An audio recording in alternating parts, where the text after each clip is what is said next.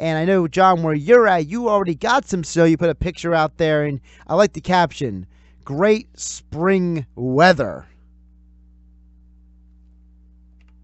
And actually, the plows just came by, so they just plowed me in even further. Oh, so that's always helpful. It's a great day. Well, they have to do it, but it's not optimal, as I said in my tweet. It would be nice to have some nice spring weather. Well, what's also not optimal is this whole "as the world turns" with Chris Long going on today. So just to give folks out there the chronology of this. So this morning, Field Yates reported that the Eagles and Chris Long have reworked the deal. And then all of a sudden, after that, just shortly thereafter, a couple hours later, Mike Silver and Mike Garafolo and half the NFL Twitter world starts jumping. It's like, oh no, this deal isn't done. And as John, you put it on the website at 973ESPN.com, it's not like you can rework a player's contract and it be one-sided. Long had to have signed off on something. So doesn't it feel like this is a lot of drama about nothing? Well, yes and no. I mean, part of it is the fact that Chris Long has been up front, and he's talked about it. He talked about it with me. He's talked about it with other reporters.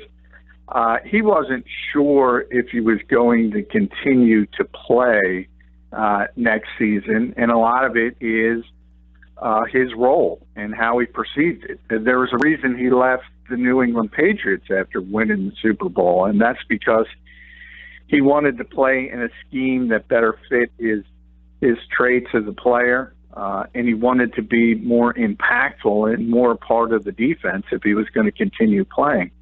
It obviously worked out very well for him here in Philadelphia, so that part's not an issue. This is a great scheme for him, but if you look at what the Eagles have done by bringing in Michael Bennett, and then you project, what they're going to be on nickel pass rushing downs, at least, you have to think it's going to be Bennett, it's going to be Graham, it's going to be Fletcher Cox, and it's going to be Derek Barnett.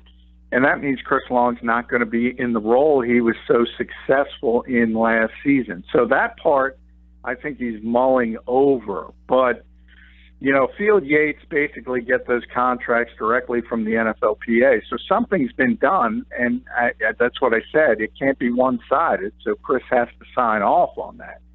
Typically, when you do that, that's an indication you're going to come back and play. So as I wrote, perhaps it's sort of buying a little bit of time because he had a March 18th roster bonus. And essentially the Eagles have declared what they want, and they want Chris Long back, and they want him back really through 2019. And they're giving him a few days to think about it, to think about what he wants to do, if he wants to take a scaled-back role. And at least there's a chance he might say, you know what, I've won back-to-back Super Bowls. I've done it all. Let's go out on top. So I think that's sort of the dueling reports. I think they're both essentially true.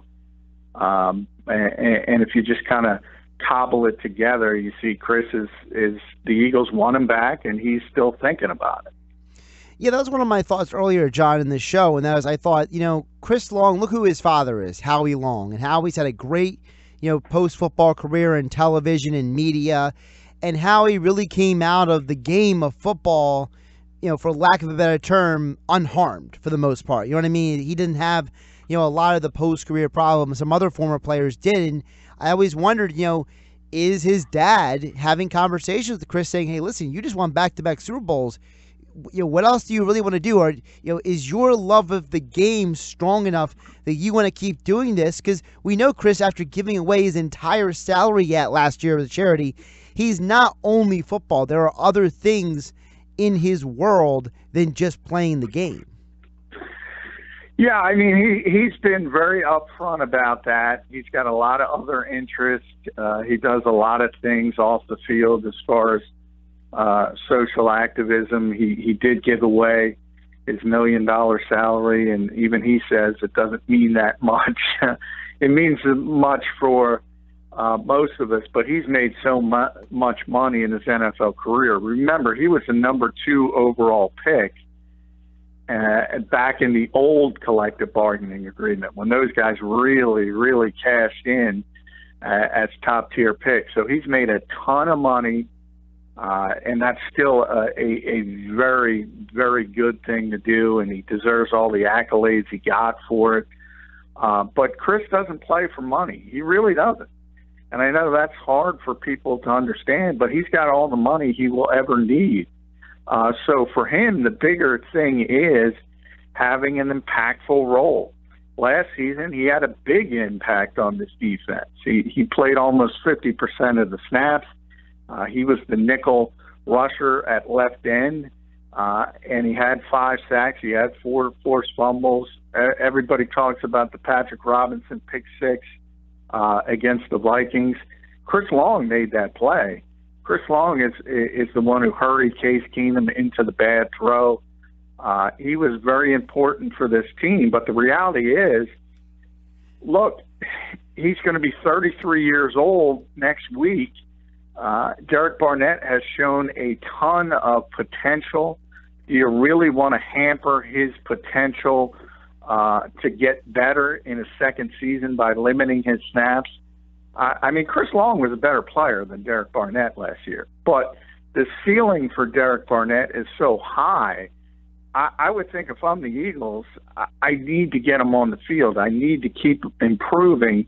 And if a 33-year-old guy is going to be taking away snaps from him, well, I'm not necessarily going to promise Chris Long that, because I need to get Derek Barnett going in the right direction. I think that's the biggest issue when we talk about Chris and him coming back. But, John, if I can play devil's advocate for a minute, and I understand what you're saying about Derek Barnett, but you look what they did last year. The guy who played the most snaps at DM was Brandon Graham, and even that was only in the 60 percentile range. You released Vinny Curry. Michael Bennett is already admitted to saying that he's cool with the lower snap count. Remember, when the Seahawks won their Super Bowl, Michael Bennett was only playing the 50 percentile range of snaps anyway. So if you look at Graham and Bennett and Long and Barnett, and they're all playing at less number of snaps than maybe a typical starting at backup DN would because of Jim Schwartz's setup, couldn't I argue that Chris Long will get his chances either way? Yeah, you could, but the issue is, what kind of chances are there? He wants to play on third down. He wants to be the pass rusher. He wants to be a pass rusher. He thinks that's the best part of his game. And by the way, I think he's correct, and I think he proved that last season. You're right about the numbers, that Jim Schwartz likes to have a rotation, and he's going to have a rotation, and there's going to be 4 people at defensive end in that rotation.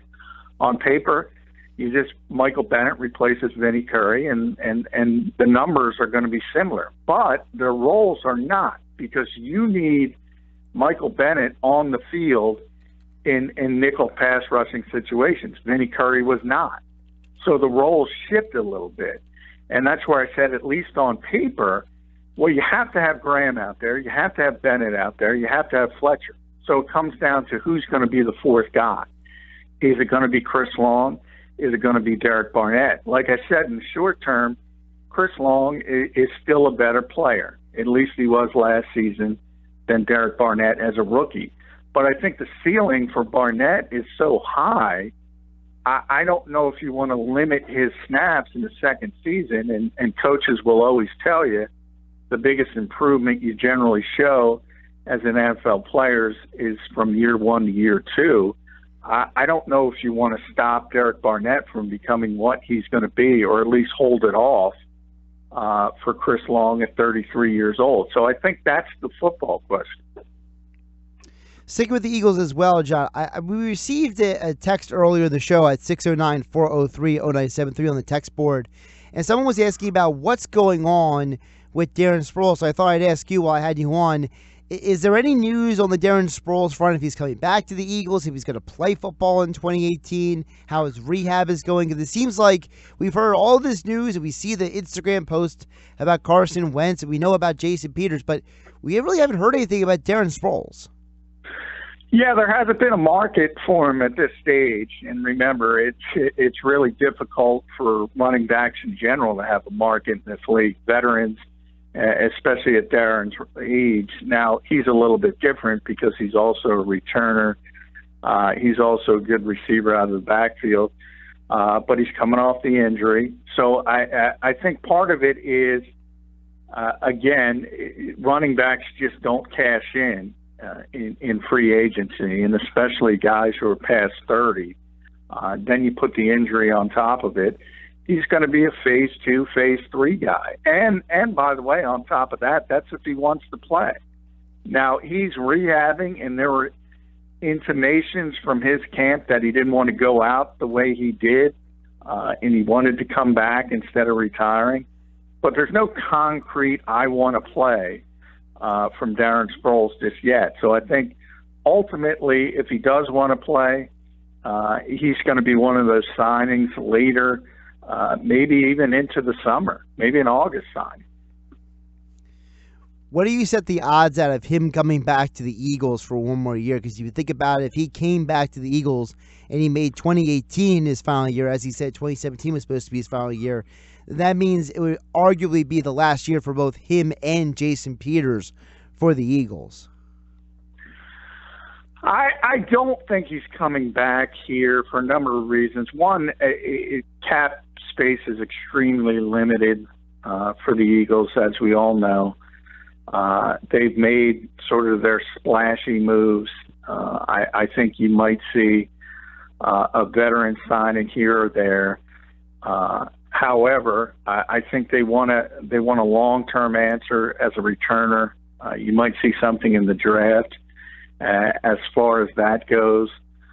And the reality is, and Howie's been upfront about it, and you've already seen a lot of guys leave and a lot of popular guys leave. You have to make difficult decisions. Eagles right now, as we speak today, have a little over $6 million in cap space. Remember, they still need, at this stage, they need about $5 million of that for their rookie class, just to sign their rookie class. And that's on the assumption they won't be adding draft picks, which I think they will. Via trade, I think they'll try to get back into the second or third round. So they don't have a lot of financial wherewithal to do things like that, and I think they want to get younger, and I don't think Darren's going to be back. Couple NFL news and note items for you, John. First of all, speaking of the Eagles, former Eagle Terrell Owens. So yesterday we had Brian Dawkins picking Troy Vincent to be the guy who's going to introduce him. Well, T.O. now says he picks longtime NFL assistant coach George Stewart to be the guy who introduces him at his 2018 induction. And he credits Stewart that says Stewart is the guy who basically made him the receiver that he is today. What are your thoughts on that? Yeah, he was his position coach with the 49ers, longtime receivers coach in this league for a number of different franchises, now an assistant head coach. But look, if you go back and you remember, Terrell Owens wasn't a first-round pick, wasn't, a no doubt about it type prospect at receiver. He was very, very raw. And, hey, George is one of the guy who really taught him how to play that position in this league. And you're talking about somebody who is right there with Randy Moss as the best receiver of this generation. So a lot of people have given him credit for sort of developing Terrell Owens, and it starts with T.O. So it's probably a good decision and a good choice. John, also in news right now, you look at their the competition committee recommendation for the catch rule. We talked about some of this yesterday. Al Riveron putting out on Twitter, which I just learned today that Al Riveron's on Twitter. So he just joined Twitter. He's only been on there for about a month. So. Okay, so I don't feel too bad then. But the competition committee recommendation on the catch rule is number 1, control. Number 2, 2 feet down or another body part, which I assume would be a knee or an elbow as they usually do. And on the third point, it's a football move such as a third step, reaching or extending for the line to gain, or the ability to perform such an act. So Does this clarification going to fix the catch rule? I think it'll make it better. I think now you're at the point that, people are going to complain no matter what, depending on who they're rooting for on a particular Sunday. Because if you look at some of the high-profile plays they've overturned, whether you want to bring up Des Bryant or Calvin Johnson back in the day or Jesse James last season, now if they make that kind of catch and it's a rule to catch, you're going to go, well, that wasn't a catch. So, it's sort of the toothpaste is out of the tube. But I think as far as consistency, as far as, maybe people watching a game that they don't have a dog in the fight, I think people, by and large, always thought catches like Dez made or James or Calvin Johnson were always catches, should have been ruled catches. I've always certainly said that. So I think they've made the rule a little bit clearer. I think it will be better. But people are always going to complain, let's be honest. All you need to do is go on my Twitter timeline to find that out. Speaking of that Twitter timeline, John McMullen at JF McMullen on Twitter, if you want to add to the plethora of notifications on his Twitter timeline. John, so with the catch rule, so for what I understand, basically what Riv Ron is saying is it took all this deliberation from all these people, and this is a language that's being recommended to the league in their annual meeting next week. And so let me clarify this. So they need 75% to pass this, correct? Yeah, and they're going to pass it. This is not one of those rules, excuse me, that is, unlikely or up for debate. This is one where I said yesterday on the show, they already essentially changed part of it during the season and in time for the Super Bowl, as I mentioned with the Corey Clement catch. That had been overturned. That type of play had been overturned in the regular season a few times. So they had already sort of come down and the commissioner and the league office had explained, look, unless it's obvious that part of it, you're not supposed to overturn it. And by the way, that's how the rule actually read. So they just kind of tweaked Al Riveron and said, look, you're taking this too far. You shouldn't be doing this. So that part they already did. And that was one of the top things to do on the to-do list of the off-season. And John, real quick, that started in the Super Bowl, right? They actually were starting to clarify some of what they wanted him to do and not do during the Super Bowl. Yeah, exactly. And that's what I mentioned with if it's in the regular season, if that's a regular season game, I think Corey Clement's catch gets overturned. That's what they were doing in the regular season. And they received so much criticism for doing that. They said, look, we don't want to do that anymore. You got to go back to the indisputable evidence standard. And if it's not there, don't overturn it. So they kind of did that in season, as I mentioned, and now they'll take the next step, which is pretty much getting the surviving the ground terminology out of the rule.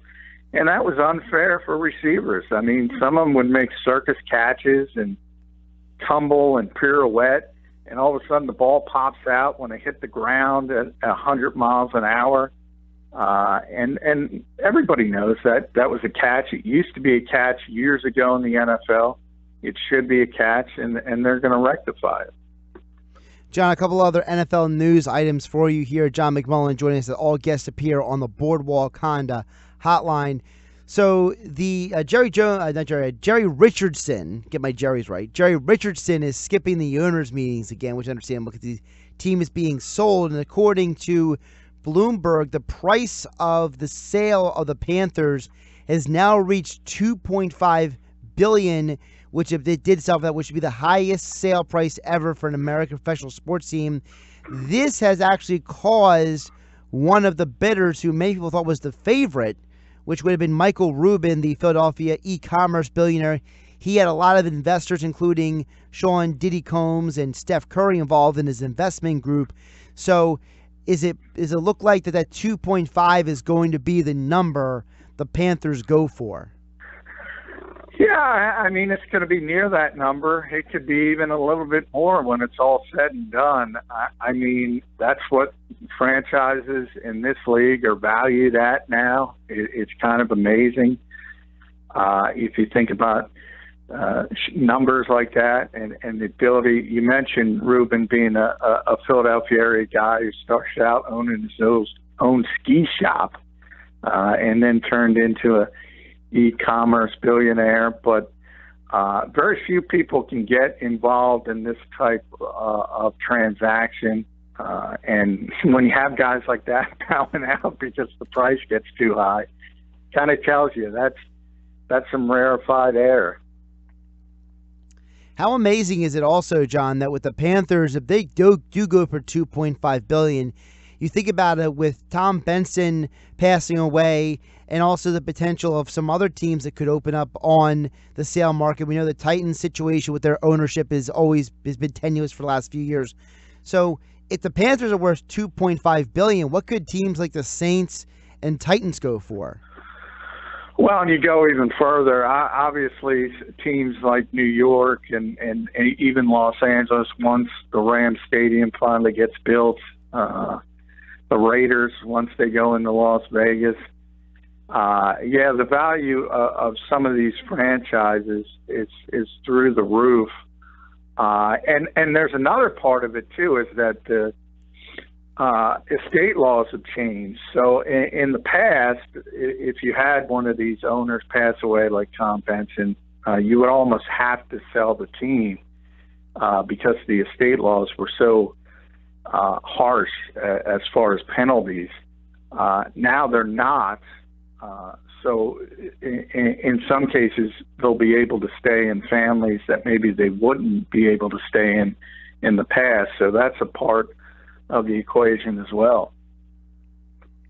John, one more story for you, and I'm asking this kind of tongue-in-cheek, but also kind of you drive this home. So Martellus Bennett says that he's unsure about playing in 2018.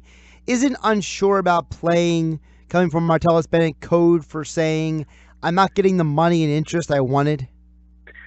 Yeah, I shouldn't say it always is, but 95% of the time it is. Yeah, veteran guys get to the market and they say, and pretty successful players like that in the past, and they're just not valued any longer because of the way this league does business, and the fact that players over 30 are kind of looked upon as having a scarlet letter on them, and they don't want to give them the value they probably are worthy of, always looking to get younger, always looking to get cheaper.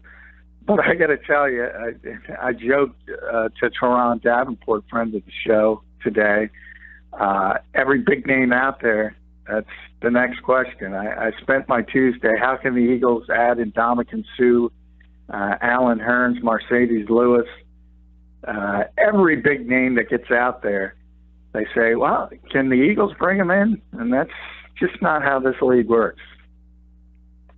He is John McMullen. You can follow him on Twitter at JFMcMullen on Twitter, and check out all of his Eagles and NFL coverage at our website, 973ESPN.com, and also on the 97.3 ESPN mobile app. John, I know the snow is out there, but try to at least enjoy it while it lasts, because it's nice to look at, right?